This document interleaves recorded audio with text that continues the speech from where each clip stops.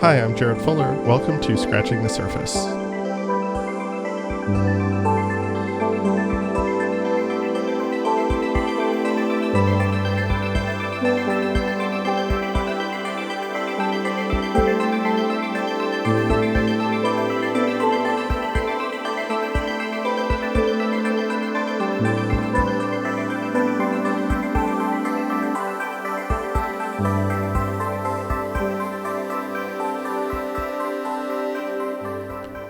So I've been teaching for a little under 10 years now, and I think every year that I've taught, I've had students do a project around design fiction, speculative design, or critical design.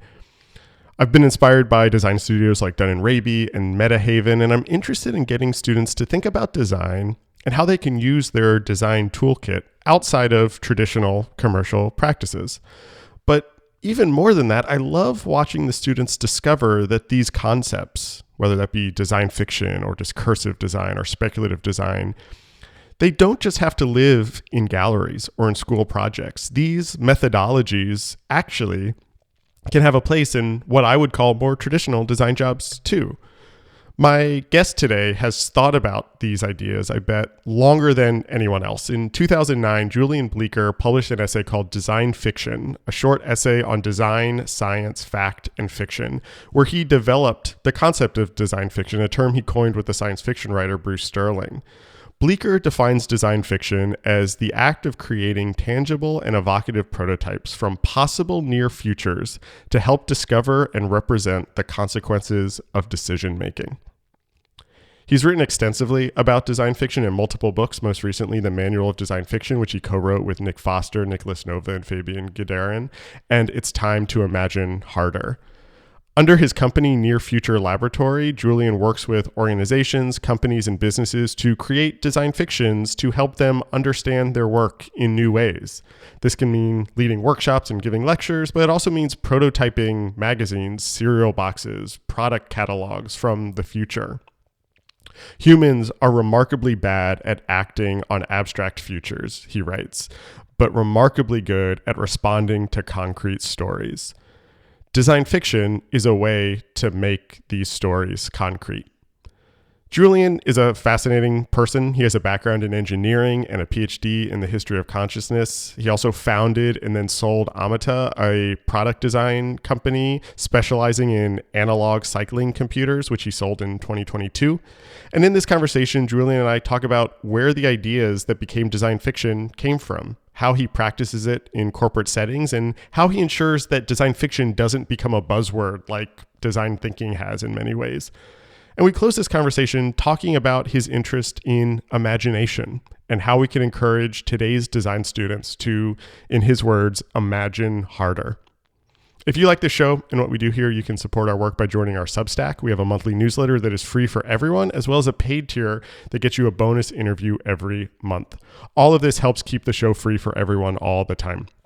Our paying subscribers help us do this work and keep the show going. So if you want more of it in the world, please consider supporting us on our Substack. You can sign up on our website. Thank you so much for listening. And here is my conversation with Julian Bleecker.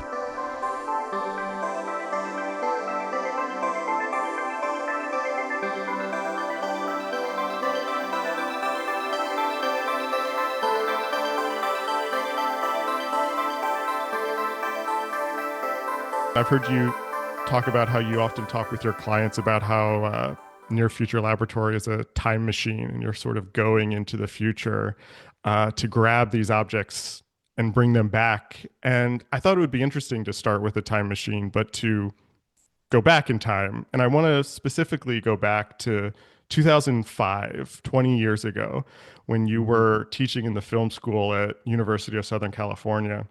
But you were part of a reading group with other local academics. And one day in this reading group, these two academics, a computer scientist and an anthropologist, read a paper they were working on that was called Resistance is Futile, Reading Science Fiction Alongside Ubiquitous Computing.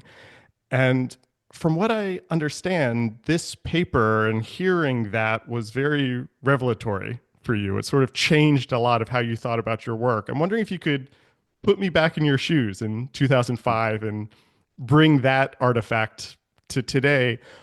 Tell me a little bit about what that paper was about and what you were interested in at that time that, made that so interesting to you. Yeah, that's right. That was Paul Durish and Genevieve Bell, if memory serves, who wrote that. And it was presented as a draft to this d discussion group of kind of faculty kind of up and down the coast in California. So I think Paul was at UC Irvine. I think I'm pretty sure he still is. And the underlying kind of thesis of the paper, very, academic paper, I would say is at the edge of what you could get away with as an academic. Yeah. Which Paul was like in CS or informatics systems or whatever they call it down there. And the kernel of it was that there were these were in the group. I sort of consider myself as well, and definitely Paul and Genevieve were had an association around what at the time was called ubiquitous computing or UbiComp, which was a thread of research in that sort of brought computer science and sort of anthropology in a way together and design sort of generally, I guess you might say. I don't know if directly you would, if you point at the community of people who used to go to the UbiComp conference annually. But it was fascinating because you could do computer science stuff, but it was associating itself with kind of everyday life. What would it be like if computing was ubiquitous? Well, it's not just a technical problem, like how do you get networked of a plurality of devices to communicate and create, meaning and value and share information, and what does the data structure look like? It was way more than that. It was more like if surfaces were computational, what is that? Like um, if computing isn't just with a screen and a keyboard and a mouse, for example, what is that like? If computing is not just the control system for the ignition of your car, but is other things. If a book is a computer now, what does that world look like? And then this opens up these other questions that, just start the mind wondering and wandering about that. So that was sort of UbiComp generally. I'm probably, missing less stuff, but there's stuff going on at Xerox Park, a lot of like PhD level research happening. And what Paul and Genevieve were saying in my reading of it was like, let's look not so much at the computer science problem or the anthropology problem or the design problem, but like, why is UbiComp? Where did this come from? Mm, Not as a kind of theoretical or body of knowledge, but who are these people and why are these people talking about ubiquitous computing? And what Paul and Genevieve did is they're like, of course, people of of their peer group and roughly, generation in terms of their development as humans, like were they born? What did they study in school? What was the milieu that they came into consciousness around? And they said, like, look at the cartoons that we watched when we were kids. mm, Of course we're going to try to envision a world that we can inhabit because when we were 8, 9, 10, 11, 12, 13 years old, these are the things that we saw and these were the worlds that right. we got so far into that we were like, whoa, this is cool. When you're a kid, you're like, Yeah. whoa, this is cool. You don't have the intellectual, you haven't developed enough of the language to understand and translate this kind of landscape that you're seeing on television in a cartoon or Yeah. whatever Yeah. show, Space 1999, whatever it is. You just know that it's cool. It's a territory, and you're adopting some of the vernacular of that territory, maybe not just in the language, prosaic language, but in the feeling that you get of wouldn't it be cool to have a control panel that was built into a desk? Because look, Right. they had it, and so then you start filling that landscape in with feeling and imagination, all those kinds of things, and then as you're that's probably shaping you to say like, I want whether you know it or not, I want to do stuff that starts to look and feel like that same feeling I had when I was a kid, because that's cool, and man, I would spend my whole life doing that whoa cool to get that whoa cool feeling. And so that's what we're doing as humans, or as they become computer science people or anthropology people. We're always chasing that feeling. We want that feeling back. The architecture of their argument around that was so plain and so clear and so obvious, and I wanted to do the same thing. The reason I wanted to start there and hear you kind of talk about that influence is you've credited that paper with some of your early thinking around what design fiction could be and the early framing of this field that really you've developed called design fiction, which you define as the practice of creating tangible and evocative prototypes from possible near futures to help discover and represent the consequences of decision making. You've also referred to it as sort of a mix of science fact, science fiction, and design. I think that's where that paper influence starts to be clearer. Tell me a little bit about what you were working on at that time when you heard that paper and you started to develop some of these ideas. How did design fiction develop in relationship to the work that you were doing then? Yeah, so just prior to moving to California to teach at the film school at USC, I was in New York and I was kind of doing sort of middleera.com stuff commercially for the most part, and it was an incredible time because there was so much to kind of figure out and wonder about. And I was also alongside of that, where I found a lot of satisfaction was doing a lot of art technology stuff. We Mm, called it like art technology back then. yeah. And that was because I understood, I felt its value because you could, and the value was you can create things with a particular canvas instead of mechanics and mechanisms, to over-index on the art metaphor. It's like the canvas and the brush and all those kinds of things were things that I understood very well, and I had a fluency in. So I could program the computer. My background was like double E and CS.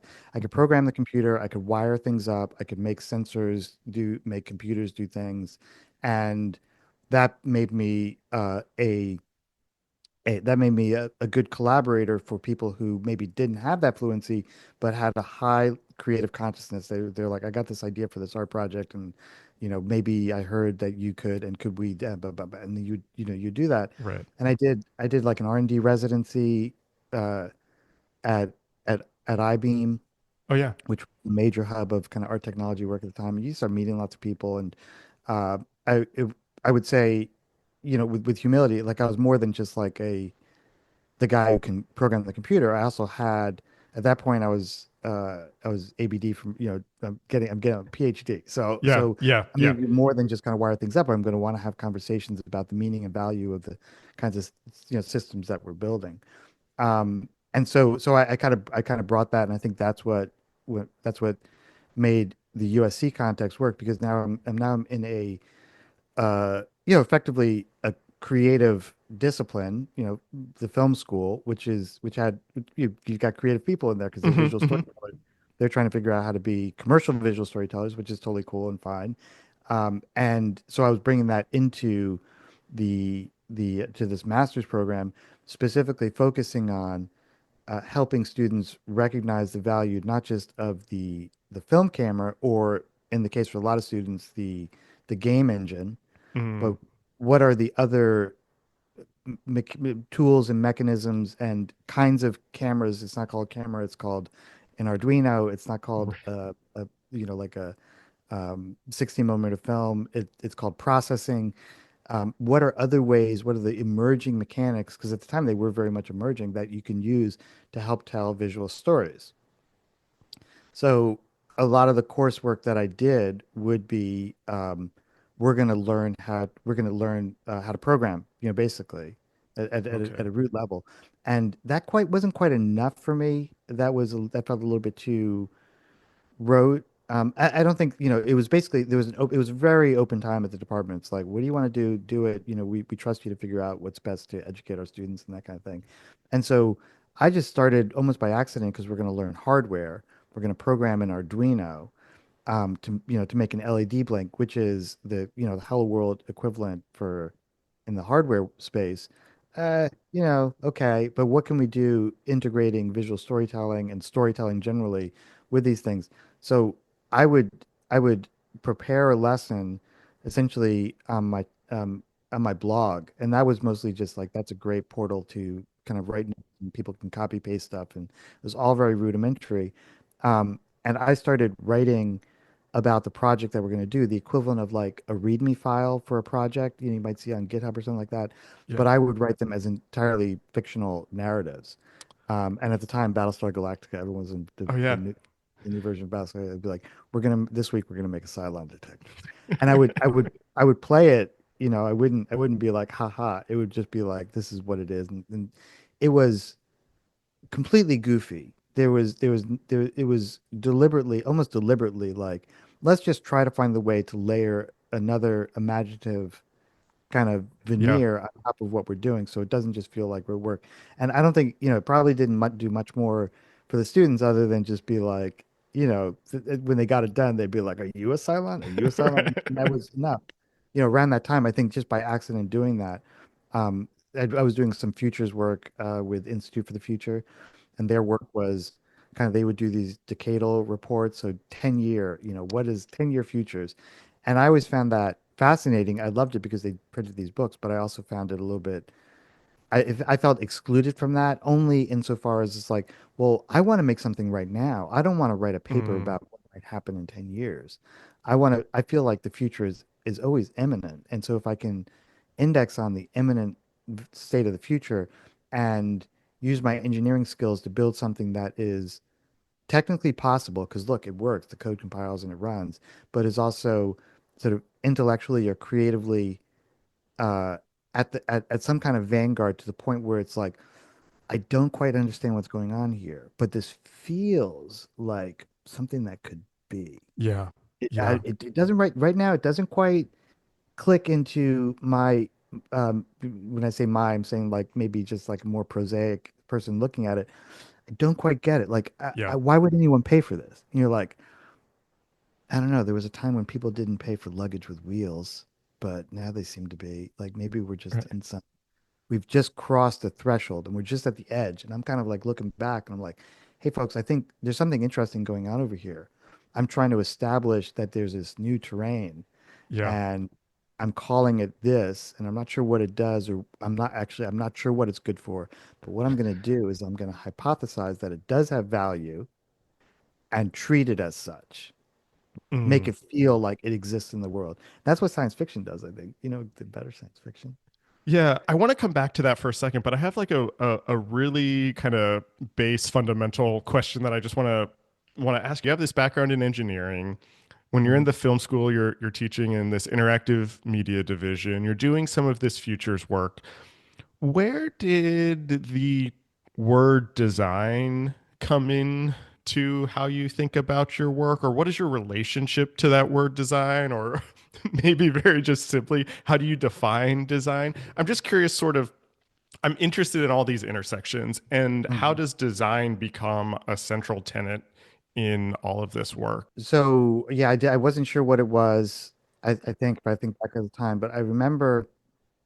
Also in this study group, reading group was Bruce Sterling, science fiction Mm, writer, hmm. his eminence, and at the time he was like futurist in residence or something wonderful like that at Art Nice. Center College of Design in Pasadena, so just on Yeah. the other side of the county.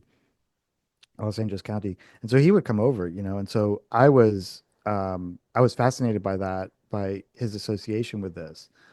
And I had had one other, very, very close kind of professionally association with another science fiction writer, Neil Stevenson, when I was doing my master's work in Seattle at the University of Washington. He was kind of a very, very warmly welcome, hanger-on associate at this VR startup that I was at called World Design, and it was in the same community that he lived in. It was in Ballard, and he would come by. It's just like, wow, what's a science fiction writer doing here? I don't quite get it. And then you very quickly realize, like, oh, this is he's not just doing kind of field research or whatever, or Right. just kind of studying the experts. This he's absolutely fascinated with at a technical level as well, and his way of expressing his interest and fascination and imagining the stories is he happens to be an exceptional uh, prose-based storyteller who actually Hmm. writes, which is nuts. Hmm. Um, so I had a little sense of like, okay, this sort of makes sense that a science fiction writer is in this mostly academic discussion group. There were technology people, there were people from the production, from the sort of critical theory. Yeah, Everybody yeah. comes from the critical theory department, um, and and so I had been assigned to be a reader for a paper that he was working on, and if memory serves, it was where he was essentially kind of articulating some of the experiences that he was having hanging around designers. Uh, and and I was fascinated by that, and he I was going to respond to this paper, and I was incredibly concerned that I would flub and be nervous and that kind of stuff. And I was kind of reading my reflections. I can't even remember what they were. They're probably in some hard drive someplace. I'm responding to open up the discussion in this kind of seminar context. And I remember just like kind of looking and kind of reading and kind of, maybe looking up every once and again to kind of expand on a thought. And this was very sort of formal, informal group. And I remember looking at Bruce, and he was so deeply engaged. I was like, oh my God, like he's not like, "Pff, yeah, Right, right. what are you talking about?" And I was like, whoa. And I was like, oh, we're connecting. We're really connecting at this one level. And we became fast friends after that. And I remember sitting with him, months, maybe it was a year later, who knows, at a conference in Amsterdam. We were sort of talking about this, and I was trying to figure out how do I, maybe I'd written like my essay by then. Okay. I may probably not, because I remember him saying like, I remember asking like, I asked, why are you at Art Center? Like, why aren't you at like the Iowa Writers Academy or something, whatever, Right. where writers go to? And he's like, well, I want to learn about design. And I remember that just kind of making my head explode a little bit. Uh, And I felt like naive in the sense that, oh, you can like learn new things despite the fact that you're an award-winning writer. And he was, he was the beginner's mind. Like, let me just see, let me hang around designers and see what's going on. Um, and and so I sort of wondered the inverse. I was like, can an engineer learn about telling stories about the future like a science fiction writer? And he said, yeah, just call it design fiction. I was like, that sounds right. And I wouldn't have considered myself a designer, even to the point of like not really understanding what it is, what they do. I think in the last 2 decades, these ideas have permeated across the design industry, across academia. That we have, speculative design and Dunn and Raby sort of have done a lot of work in that space. There's critical design, there's design futures, there's discursive design. This is maybe a semantic question, but how do you see design fiction fitting into this larger landscape of futures design, critical design, speculative design? How how do these all overlap with each other? Do you have a sense of how they diverge? Often these terms are used interchangeably, but they don't quite feel like they're totally interchangeable. Can you just sort of talk to me how you kind of think about this space today and how design fiction kind of silos in there? Yeah. So yeah, this is the question that you get. People say like, well, because they want to understandably like figure out how the whole hierarchy or structure or landscape where it fits and that kind of thing. And I think that there's I think Phil Balaktas in his book he kind of gets into some of the territory stuff, and then there have been Elliot Montgomery has a really useful map that is useful insofar as it also presents questions, and I've talked to him Right. about it, and he said like I just made this map because the students were asking. Well, then isn't everything kind of Right. I show that map to my students too. Yeah. yeah. And that opens a really interesting conversation as well. I think to start out, it's like we're all friends and we're all associated in this beautiful way. And I think there are a variety of ways in which the territories are are stacked on top of each other and overlap, and at times you want to kind of separate them for particular kind of intellectual or theoretical or Mm, mhm, analytical mhm. purposes. So I think it's a very malleable space, which it can be unsettling for people who want more structure. Like, where is the edge of my property? Don't Right. don't Right. tell me it's fluid or that it's multidimensional or that it's quantum entangled with all these other intellectual pursuits and knowledge systems. But I think, it is. So, there's a lot of stuff where it's like, I remember being in London and having going, having set an appointment to meet with Tony and Fiona, Tony Dunn and Fiona Raby, and I was just like, I revered them. I mean, Yeah. there's so much that I've learned from and shared with and felt a kind of kinship with them. One time I'll never forget this day. They were in Los Angeles, and we spent the entire day with each other. Started out I was just going to be like meet for a coffee and cake, and then by the end of the day, it's like I remember Tony saying like we were thinking, is anyone hungry? We should get dinner, and being like, well, that one place that we were at for breakfast, like, why don't we just go back there? It's fantastic. And the whole day was just this series of overlapping conversations, and that is where the work is happening. If there are any boundaries or distinctions, that conversation would have been one of the things that you kind of point to say like, oh my God, these it's just a percolating, it's a Yeah. beautiful gumbo of ideas and interests and passions and desires and ambitions and real concern at a both at a playful level, but also at a you know, slightly antagonistic critical level about how do we get into how do we elevate the ability of human creative consciousness to imagine better, more habitable futures. I would say generally Mm-hmm.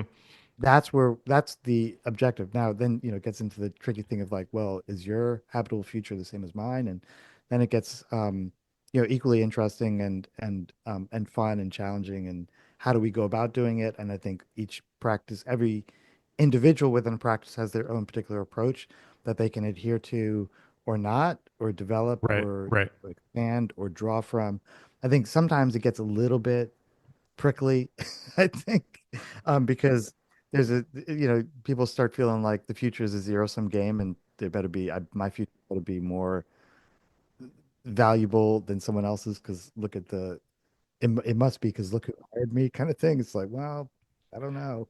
Well, I mean, I wasn't, just to be clear, I was not asking you that to be territorial or to Sure. pit them against each other, but there's something specific about design fiction, or at least my understanding of design fiction, or the way I've heard you talk about design fiction, that feels, um, and again, this now I sound like I'm being territorial again. I don't mean it that way, but I think you specifically are hitting on something that's really important, which is this idea of, and I quoted it earlier, tangible and evocative prototypes from possible near futures. Mhm. And you referenced this earlier where it seems like something familiar, but it's slightly off. There's something slightly different. It's very believable. You talk about the magazine as a prototype to pull back. You've talked about cereal boxes as something to pull back. And it's a way to both see the future, but also to like make sense of something happening today. And that to me feels very unique to design fiction, this sense of these are all forms that we're familiar with. These are all things we can understand, but there's something slightly off. Does that sound right to you at all? Am I sort of reading that right? Yeah, I think that's precisely right, and that might be one of the distinguishing characteristics. Again, probably with multiple overlaps in other Right. domains. I think that came from uh, it was less intellectual, more just like the kinds of things that I enjoy having around that make sense Right. to me. And also, I Yeah. realized, after having doing this for so long that I just kind of realized that, oh, well, I mean, that's just the way you see that's what happens in your brain, Mm. you know, imagination. When even this week, hanging out with my friend Andrew and talking about the kind of futures that we're working on in this project, my mind will be talking about something and he'll be talking about like 16th century history, intellectual history, and my mind immediately goes to um uh like a portable radio like from the 70s. I was like, oh, maybe that might be a good way to exhibit that idea. I start thinking and then begin to say what would be the radio advertisement that you would hear about this particular idea that reflects, that articulates the very articulate historical element that you're describing to me as we're sitting across having coffee. I'm hearing what you're saying and I'm learning, and I start chasing. It's like how I immediately wonder Yeah. before I even know what I'm talking about, of a radio advertisement that I might hear on a while I'm driving cross country, and I'm tuning in a station that's over the horizon. It's like it's starting to come in. It's like, hey, this is Julian. I just want to introduce you from we got this new product that's come out on the market, and it goes along with our long line, perfect for your farm. And I Yeah. started hearing the world that way, and I think that's just my kind of that's the way my brain starts to work for one reason or another into the grounding the for me it's a little bit of an abstraction to think about Right. 16th century, but I'm my way of thinking about it for some reason grounds it into the thing that I might uh, find on a shelf at a grocery store or at a corner bodega, or I might hear on a radio. And I think I realize now, especially when when my friend Andrew and I are talking about it, and I start saying that, and I see his face light up, and I realize like, okay, he does not see that, Right. which is no deficit on his part at all, because he sees it in this other way, because Right. he's read the history in the original German, kind of thing. That's how he Right. sees the world. And I'm like, that's what I bring into this conversation because I see him light up. He's like, yeah, okay, okay, you go now. You go. You tell me the world that you see, and it's like I've gone there in this very tangible way. Yeah, there's something very pedestrian about it, and I don't mean that to sound uh pretentious in any way, but it's common objects. The other thing that I'm thinking about as you were saying that, I think the first time I heard the term design fiction was probably about 15 years ago or so, when it was when the Cooper Hewitt Museum in New York did a exhibition on graphic design, and the design studio Metahaven had a project in there called Face Mm. State, which was a collection of artifacts that was imagining if Facebook was the government, or sort of was operating as a government. So you had credit cards and phones and identification, which is also all of these kind of artifacts that build this world. And perhaps because of the world that I'm in, where I'm a little bit more on the academic side, a little bit more on the theory side, a lot of my understanding of design fiction, of speculative design, critical design, a lot of the discourse I see is rooted in academia. It's speculative. It's stuff that's happening. It's research driven. It's in museums or galleries. It's not actually out in the world. And what strikes me about you is that you're actually doing this stuff with clients. You're actually kind of uh, working on this outside of that academic sort of world, and you're doing this through your organization, your future laboratory. Can you tell me a little bit about what that is and how you work with clients? What does this work actually look like when you're talking to people in organizations and institutions and doing workshops and things like that? It kind of operates in two modes. One mode is as a an approach to unlocking creative potential, as a kind of a way of it might not be on a specific program that is being developed. It might be more like help us imagine into a an AI future in the context of, whatever they might Mm, be very specifically focused on. So yeah, like might be like, what is AI um and television, whatever television is. What is that? yeah, Is it? Because the stuff that we're maybe it starts with this basic thing, that being that there's this new terrain out there, and it's right now people are calling it AI, and we have no idea. We don't have the language to really understand this terrain. It's as if we have arrived on the shore, and there are these people who arrive to meet us as we kind of paddle ashore. Not try not to get too colonialist about it, but if and now we don't have a common language. We don't even know yeah. what their systems of power and value exchange and belief, and so let's start with language.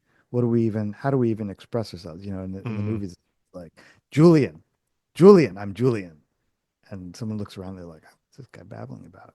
And so in that you're in that mode where I think some people in the commercial world recognize that this is a new terrain. we don't have enough hubris to imagine that we know what's going to happen. Hmm. We're approaching this with the kind of like openness, like, and so that's in those contexts. I think some people within, commercial organizations recognize that if they need people around them who are more adept or more experienced or more open-minded or don't have the so much structure around them that they're afraid to talk about the unknown. They need them, people like me in the room to be able to help them begin to approach these new Right. unexplored terrains. So bringing that kind of imaginative isn't even saying, like a fluency and an ability, a level of comfort with addressing the unknown, and doing it in a way that they can sort of somehow relate to. It's like, oh, well, this guy, look at he's engineering, so he gets our kind of context. So it could be a value to have in the room, and he'll also bring this set of tools and approach and mindset, they call design fiction, that might be able to help us. And look at some of these examples of what he does. It's not just analytic work. He's not going to give us Right. like a PowerPoint deck or that kind of stuff. We're going to actually go into this world and we're going to bring back things that we understand that we can relate to. And sometimes those things are advertisements that you might appear in a newspaper. Sometimes those things are a um a like a unboxing video Right. of this speculative Okay. product. Like, Yeah. we don't even know if it comes in a box or how do we represent it. And so you start creating these grounded artifacts that organizations can relate to because it's using their language. We're talking about doing if you do yeah, just I mean the simplest thing like the unboxing video or the FAQ that Hmm. comes with the thing, the quick start guide that comes with the thing, and you're using that um, as a canvas to explore these ideas. So you're kind of like you're not doing world building for the top down. It's like, the first question Right. comes to mind, it's like, so what are we talking about? We're talking about like 5, 10 years in the future, and it's just like I have no idea. It might be happening right now, but don't start, we'll put the structure around it later, in Right. terms of not this is we're not making predictions here. We've fallen asleep and we woke up in this world, and all of a sudden it feels a little bit different. I'm wondering. I think I really like the way you say that, and I can see the value of that for a company or an organization. I have like two questions here. The first one's just very simply: Are you how what does this actually look like in practice? Are you leading a workshop and letting the team develop the unboxing video? Are are they hiring you and then you and your collaborators are making an unboxing video for them to kind of understand this better? What's Can you just really quickly talk about what that relationship is like first before I ask you this like next bigger question? Yeah, so to a certain degree, it's all those things, but it's mostly lately it seemed more like going in and facilitating a workshop. And so the workshop looks like they're people in a room, and they're we sort of, in this case it was more like a learning and development thing. So they weren't working a specific program. Matter of fact, they were from all over the organization. People have flown in from all over the place, and with different kind of remits. Some people were sort of marketing, some people were product, that kind of thing. So in any case, it was more like learning a new tool called design Mm, fiction, and mm-hmm. showing its applicability not just to engineering kind of stuff, but also for people who are in marketing or sort of customer service and those kinds of things. So in that context, it's like I'm going to teach you about this thing I developed. It's called design fiction, and what we're going to do is we're going to have a little bit of a 101. What is it? And here's some examples. And you pass around material. And that one, I pass around this newspaper from an AI future. So people can start they start marveling at oh, okay, now I see what you're talking about. You gave me a little bit of theory and I kind of got it a little bit. And you're talking Yeah. about science fiction, Star Trek.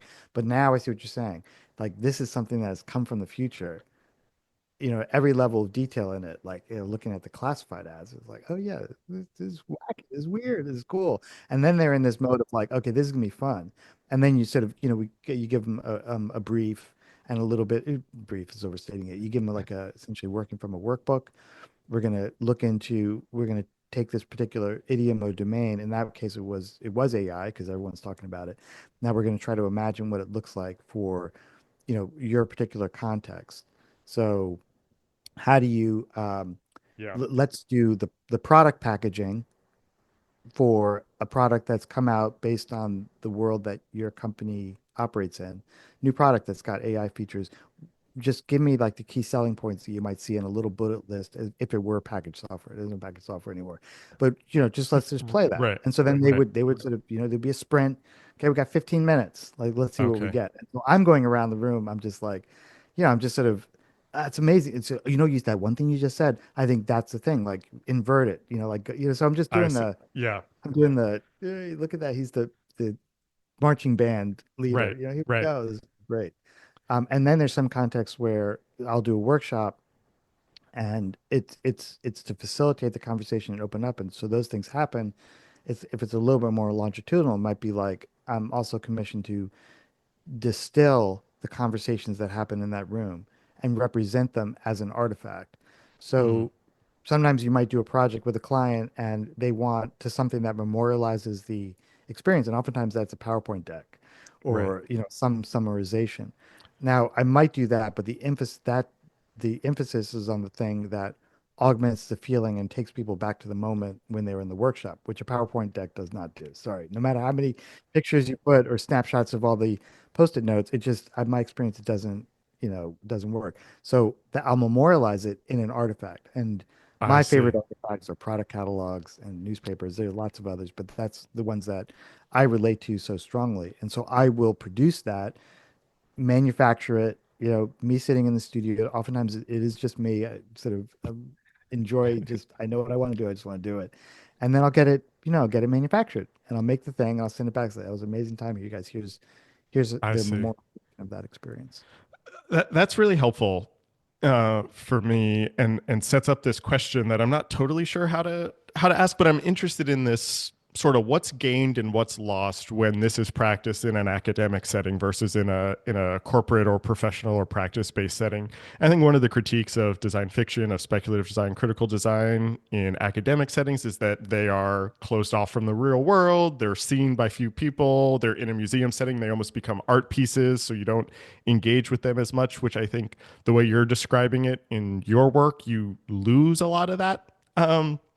Or you gain a lot of that. You're actually doing it with people who can build these things, who can actually think about these things, who can apply it to the work that they're doing.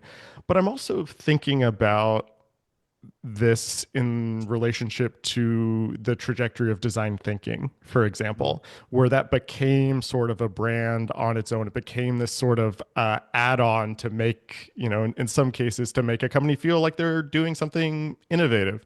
You wrote last year this essay called "This is Design Fiction, but This is Not," about sort of the corporate takeover of that term in some areas.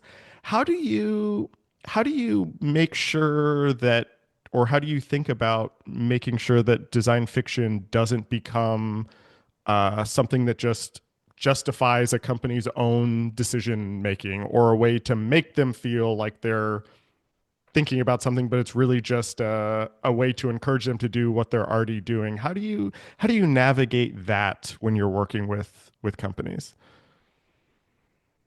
Um, yeah, it's a good question.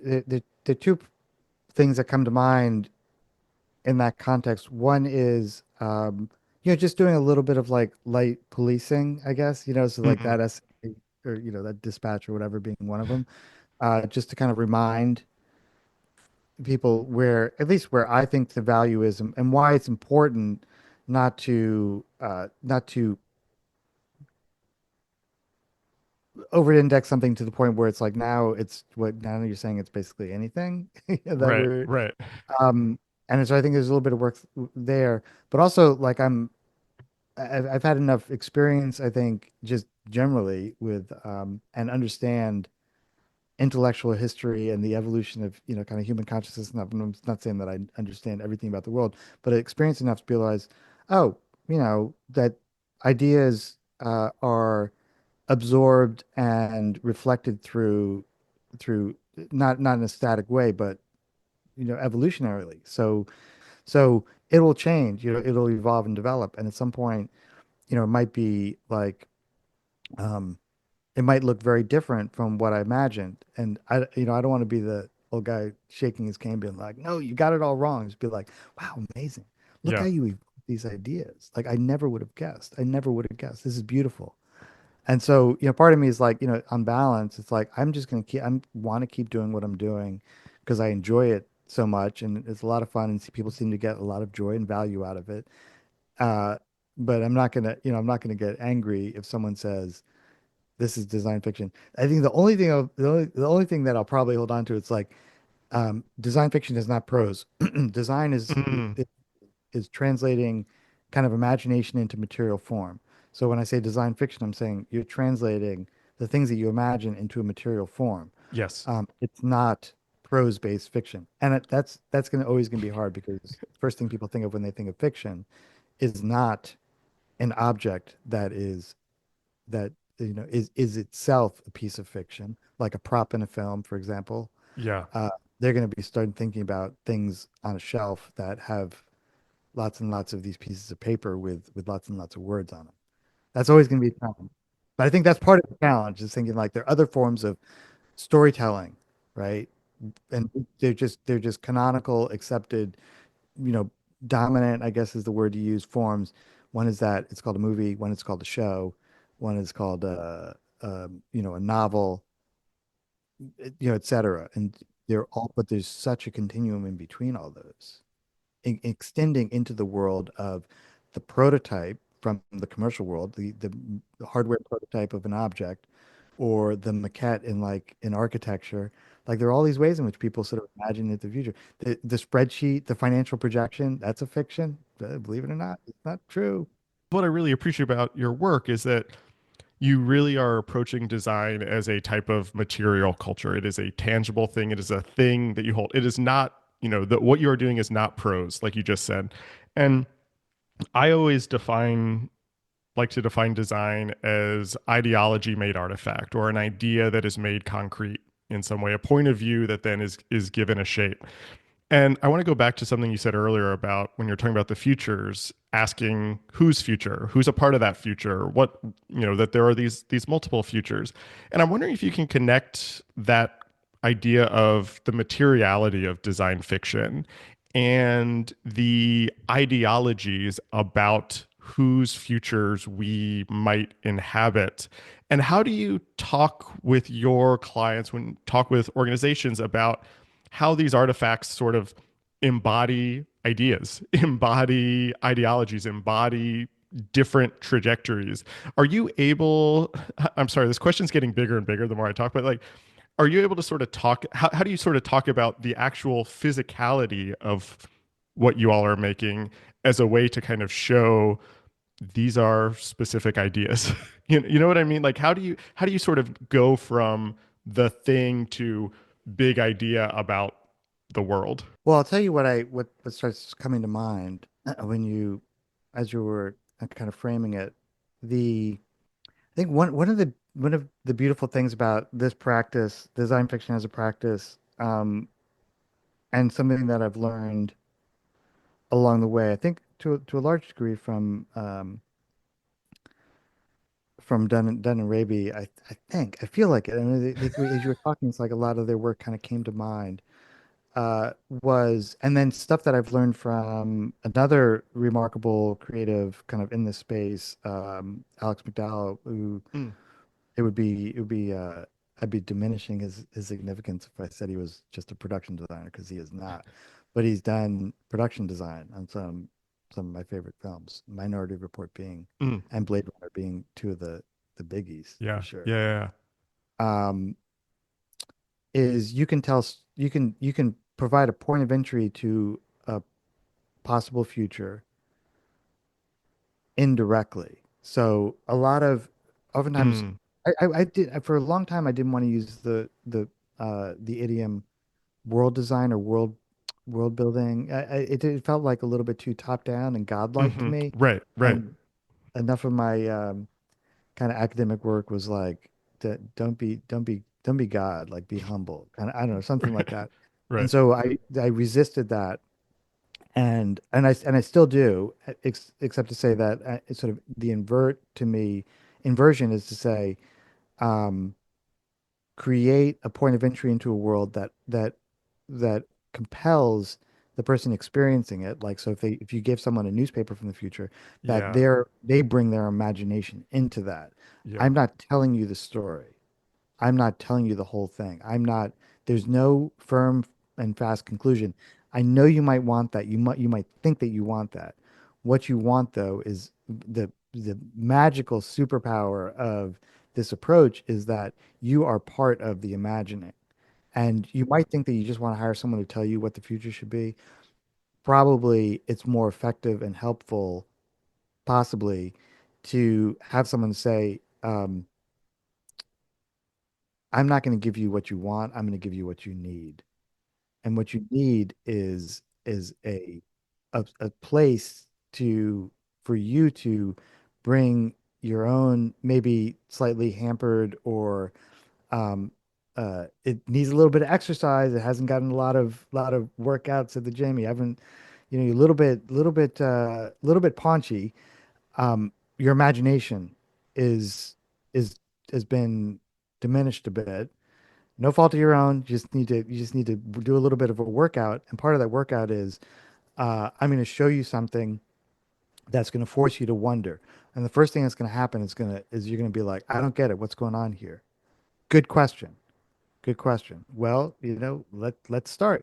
Let's look at the contours of this thing, and doing it in such a way to it's not a true or false or like A B. There are only four right answers, and you got to pick or one right answer. You got to pick one of them, A, B, C, or D. Come on.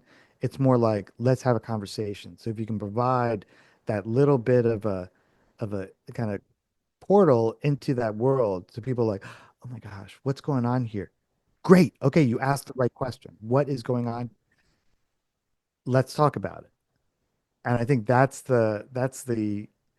what came to mind when you sort of describing it. And I think a lot of the things that I saw in the early Dun and Raby work were that for me. Hmm. Um, because they were making objects and I'd look at it and be like, what is that? They're not there to answer the question, but you're kind of wondering, like you see and you feel something. So you're just trying to give someone, you're trying to tap into and activate aspects of their imagination through this object that, at the time can't do any of the stuff that's going on. Maybe there was early voice stuff back in the day, but certainly if you do a voice that speaks like this, it is not human.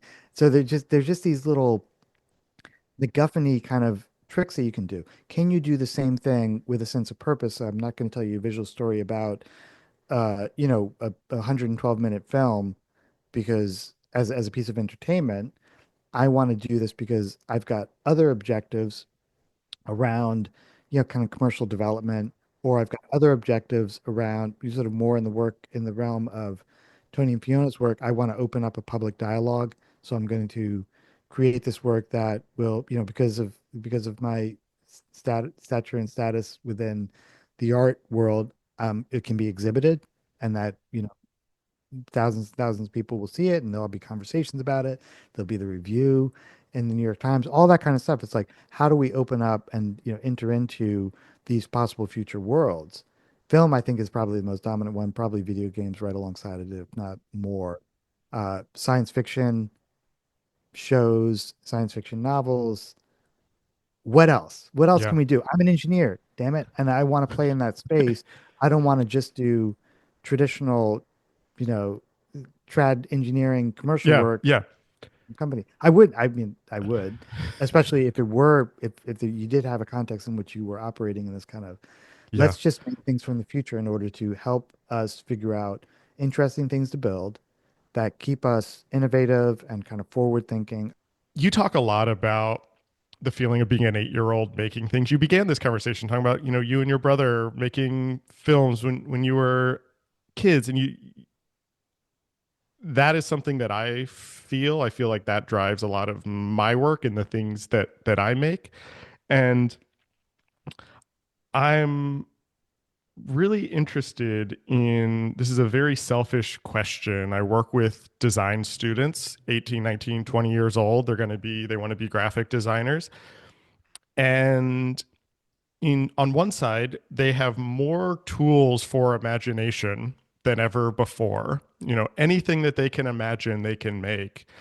And then on the other side, there's so much structure around what they think is allowed or what is acceptable or what is good design or the economic structure of, hey, I'm spending all this money to be here 4 years. I need to get a job, so I can't do anything that's too outside of, what will look good in my portfolio. You talk a lot about, we need to teach imagination again.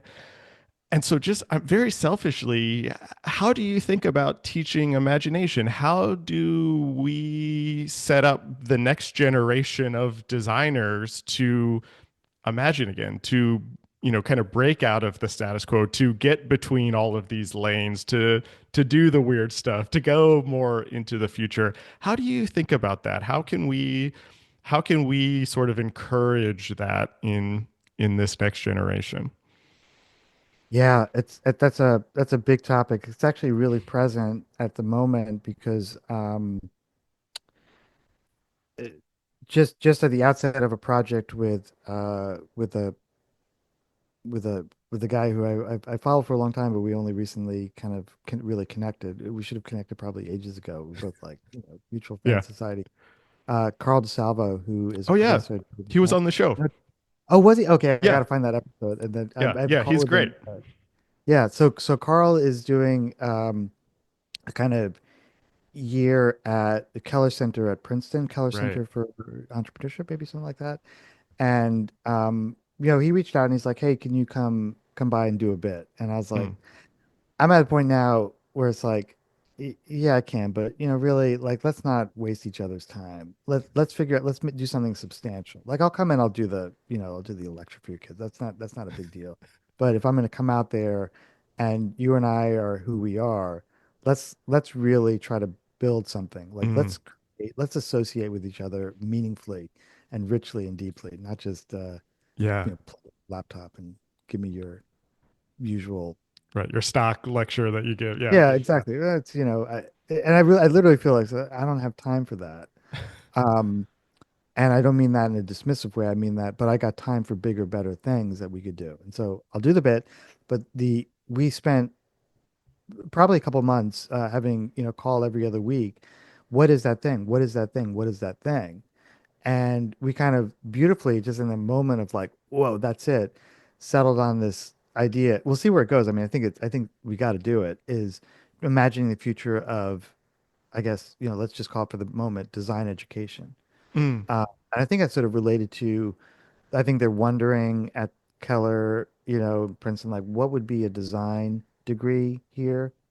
mm, What would that look like? I mean, Princeton's like undergrad for the most part. I mean, it's like, I don't know. It's got a particular character and flavor, but what would that be? And so I love that because I think it starts getting at this question. I don't know what the answer is, but I know that part of it is you have to step away from the institutional structure to a certain degree and maybe over, go way beyond it. So how are we gonna go about this is the design fiction way. So, like, let's create the ephemera that would live around this institution. So what's the mm, trifold brochure that you would get as a potential student arriving on campus with maybe your skeptical dad and your wondering mom, kind of like, look at this is nice. Oh, I like this Gothic architecture. This is beautiful campus. Wouldn't you love to be here? Kind of thing. You pick up the brochure and you kind of look through it, and what does it say about this education that mm, you're about to embark upon? And we're being really expansive about it. It's like, is it a place? In other words, are mm, you ensconced within the wonderful, fenced in, property of a university? Is it what is the evolution of a studio-based learning mm, context? Are you sitting, is all of a sudden, is the horseshoe kind of lecture hall, does that even exist in this context? Or are you actually, doing things that I think, like architectural programs will do? It's like, we're going to do, 3 weeks in Rome. right. I've got friends who teach in architecture, and Yeah. he asked me year after year, it's like, can you come with us? Can you come with us? And I learn about what they do, and it's like one of the things that they did is one, Lawrence Technological University. My friend Carl is the dean there. And he's like, I had them rather than writing in a notebook where the exercise was whatever the brief was, rendering architectural spaces, but only using Midjourney.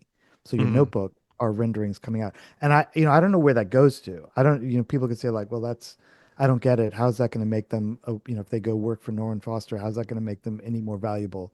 Because they don't know how to draw or whatever. I don't know architecture enough, right. but it's different. It's certainly different, and it's certainly bold in the context that he's adopting these kind of emerging tools that people still don't know what they're good for Yeah. to a certain degree in certain contexts. They seem eminently valuable in the context of imagining spaces that people occupy, buildings, because you can mess around with that. And then what happens when the brain is using these tools, not even the brain, but just like Right. your understanding of what it is to be an architect in that context. So, my more direct response to what you're asking um, is to find the boundaries where structure is pushing back or enforcing things and saying, I'm going to break this Mm, in a meaningful way. I'm not going to do it because I'm a petulant or because I'm upset at the at the institution or the structure or the dean doesn't know what they're talking about or whatever. It's more like what's just beyond, like imagining into it and feeling yourself as an educator, as the person whose students are looking towards. I don't know what's going to happen, but I'm gonna try this thing. I'm gonna wonder what it's like to one of my favorite examples, like Dick Fosbury, is like, I'm gonna jump over this high bar backwards. And I can sort of imagine people like, dude, don't do it. What are you talking about? It doesn't make any sense at all. I'm gonna just see what it feels like. I know I couldn't explain, you probably could. I mean, that's not, probably kinematically, that probably makes a lot more sense, it seems. But just doing the thing that hygienically people are like, really? yeah. You're gonna get in trouble. Like, Yeah. well, maybe it'd be good kind of trouble. Yeah. I love that. That's such a nice way to actually wrap up this conversation. I like this idea. Just let's get in trouble. Let's just do it. Let's try it. Julian, I'm such a fan of your work. I really like the way that you think about these things. I found this conversation to be so fun and so fascinating. Thanks for being on the program. My pleasure. Very generous of you to invite me in. I enjoyed the conversation as well. Thank you.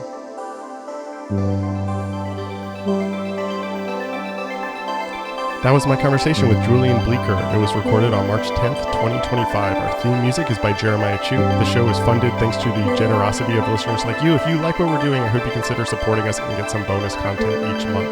You can follow us across social media at Surface Podcast, and you can listen to all of our previous episodes wherever you get your podcasts and at our website, scratchingthesurface.fm. Thanks for listening.